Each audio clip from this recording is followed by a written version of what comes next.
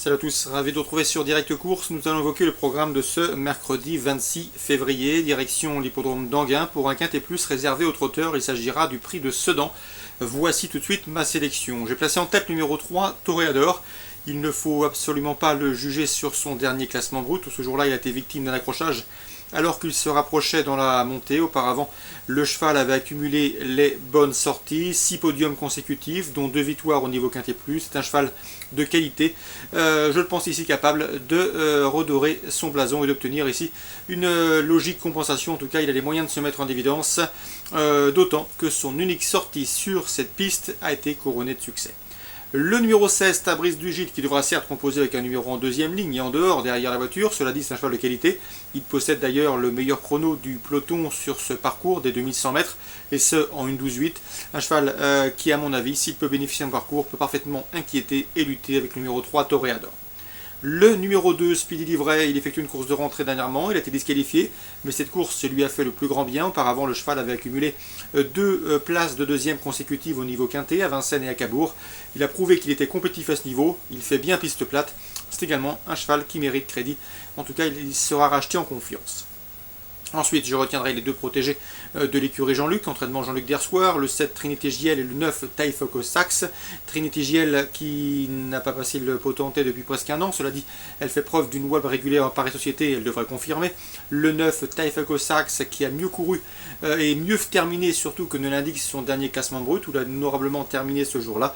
Auparavant, il avait terminé bon deuxième du prix de Chantossé en début de mois. Attention à lui, il peut venir corser les rapports.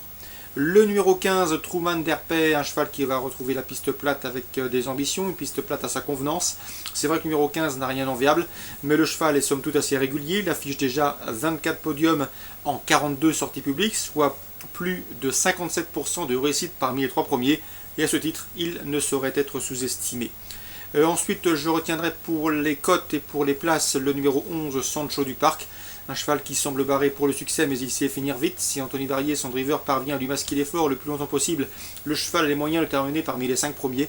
Attention également au numéro 10, Racer Prior. Il a prouvé qu'il fallait compter avec lui à ce niveau, terminant notamment à l'arrivée d'un quintet plus prix de l'heure, 3e ce jour-là à grosse cote, c'était début décembre à Vincennes, dans une épreuve de même Maccabi.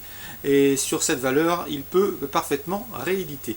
Résumé chiffré pour cette compétition, le 3, le 16, le 2, le 7, devant le 9, le 15, le 11 et le 10. Les informations pour la suite du programme, Anguin, Réunion 1 dans la 4e, j'aime beaucoup le 412 Ubu Saint-Marc, Ubu de Saint-Marc qui est estimé et qui est entraîné par Vincent Rimbaud. Le cheval est au mieux, il reste sur 2 places de deuxième. Vincent Rimbaud en attend une confirmation, même s'il y a quelques opposants sérieux, à commencer par le 410 Up on Green. C'est vrai qu'il effectue une rentrée, mais sachez qu'il est déféré des postérieurs pour celle-ci. On s'attache également les services de Jean-Michel Bazir pour ce bel engagement. Le cheval est sans doute préparé en conséquence pour cette course de rentrée. Le 411 U-Prince possède le meilleur chrono du peloton sur ce parcours. Ça doit suffire également pour terminer sur le podium. 410, 411, 412. Dans la 2e, toujours à Anguin, Réunion 1, j'aime beaucoup également le 201 Ayat Vandel. Elle a été disqualifiée assez rapidement dernièrement à Vincennes dans le premier tournant. Ensuite, elle a suivi librement. Elle a certes hérité d'un numéro piège, numéro 1 derrière les ailes de la voiture, mais à mon avis, il faut la racheter. Elle a la pointure d'un lot comme celui-là. C'est le 201 Ayat Vandel. Course ciblée à Anguin, Réunion 1, 2e et 4e. À Toulouse, en Réunion 2, dans la 6e, je vous conseille le 601 Art Majeur. 2 podiums pour lui en autant de sorties publiques. Il trouve ici une belle occasion d'ouvrir son palmarès. Le 607 Luna Shop, monté Jonathan Plouganou, qui a terminé 4e à l'occasion de ses débuts sur les obstacles, devrait être un rival des plus sérieux. 601, 607. En Réunion 3 à la soie, je vous conseillerais surtout le 705 Snap Call.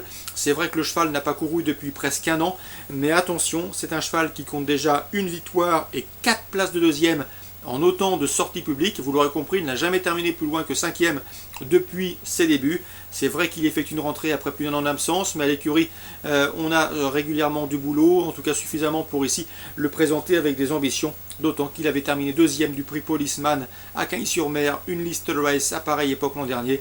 Et dans ce lot, je le pense capable d'effectuer une course de rentrée victorieuse. C'est le 705 Snap Call en Réunion 3 à la soie. Très bon jeu à tous, bonne journée et à demain.